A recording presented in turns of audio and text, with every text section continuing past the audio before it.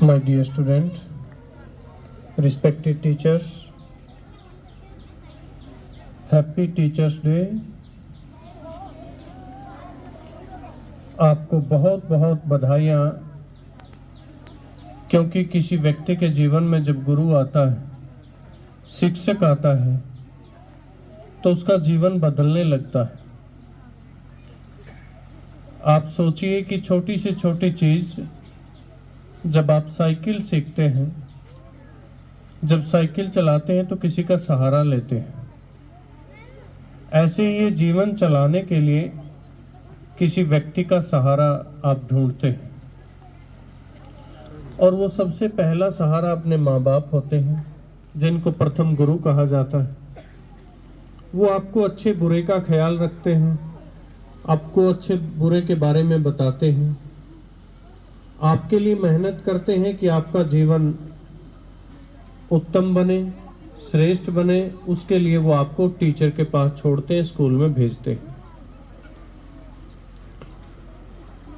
आप टीचर के पास आते हैं तो टीचर आपको डांटता भी है और आपको बनाता भी है। कुछ बच्चे होते हैं जिनको ये पता नहीं होता, या माँ बाप उनके सबकॉन्शियस में बात नहीं डालते कि टीचर बेटा मारने के लिए नहीं, जगाने के लिए, तुम्हारा जीवन बनाने के लिए है। किसी बच्चे से क्या दुश्मनी हो सकती है किसी टीचर की? वो तो आप तो पास करके चले जाएंगे, वो तो पुल की तरह है, आप पानी की तरह है। वो पास हो रहे हो, आप आगे जा रहे हो, जीवन में आगे बढ़ रहे हो। टीचर तो फिर भी वही है।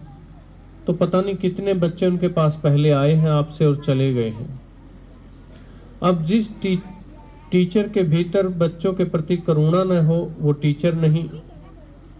और जो बच्चों के मन में टीचर के प्रति श्रद्धा न हो, वो कोई बच्चा नहीं, वो कोई स्टूडेंट नहीं हो सकता। देखिए, शिक्षक और गुरु में फर्क होता है। शिक्षक होता है जिसने कहीं से शिक्षा ली है, कुछ सीखा है, वही बातें आपको सिखा रहा है। किसी कहीं से पढ़ा है, कहीं से सुना है, वो चीजें आपको बता रहा है जो कि तो। अब शिक्षक गुरु भी बन सकता है। गुरु वो होता है जो अपने जीवन के अनुभव से आपको बताता है। गुरु का अर्थ है गु यानी कि अंधेरा, रू यानी कि प्रकाश, जो आपको अंधेरे से प्रकाश की ओर ले चले, अज्ञानता से ज्ञान की ओर ले चले। जगदीश चंद्र जी कहते हैं, मोक्ष पदिया स्वर्ग धाम का मार्ग करे तलाश गुरु, साधना क्रिया सखा विद्या का हृदय में प्रकाश गुरु।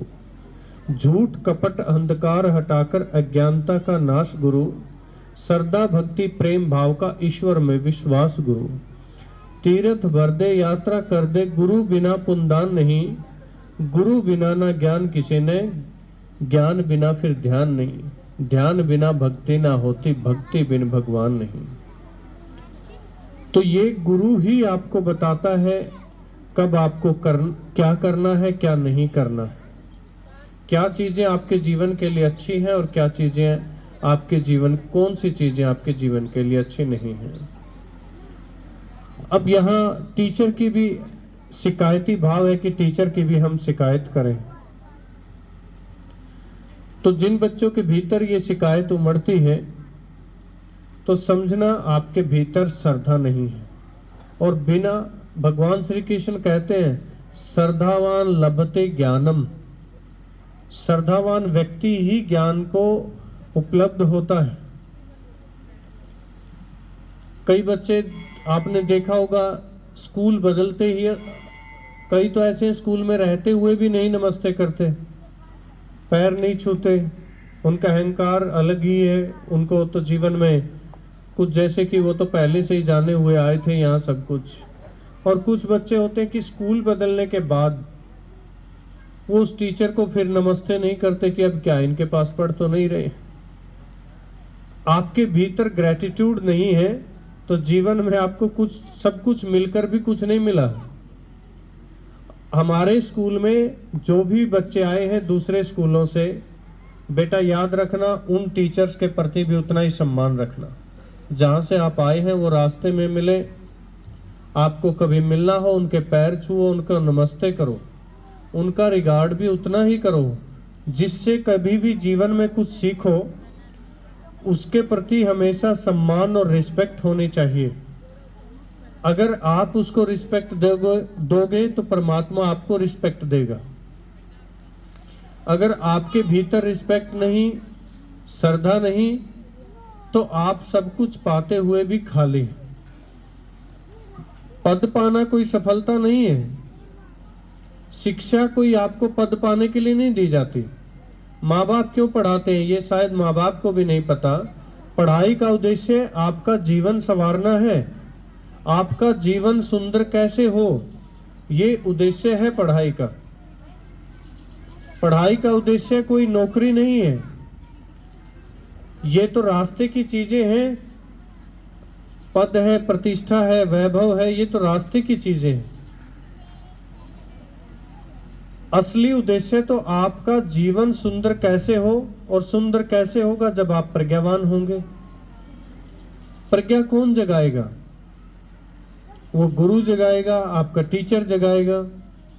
वो आपके भीतर आपको बताएगा समय समय पर ये गलत है, ये सही है बेटा, आपके लिए इस रास्ते पर चलना है, इस रास्ते पर नहीं चलना है।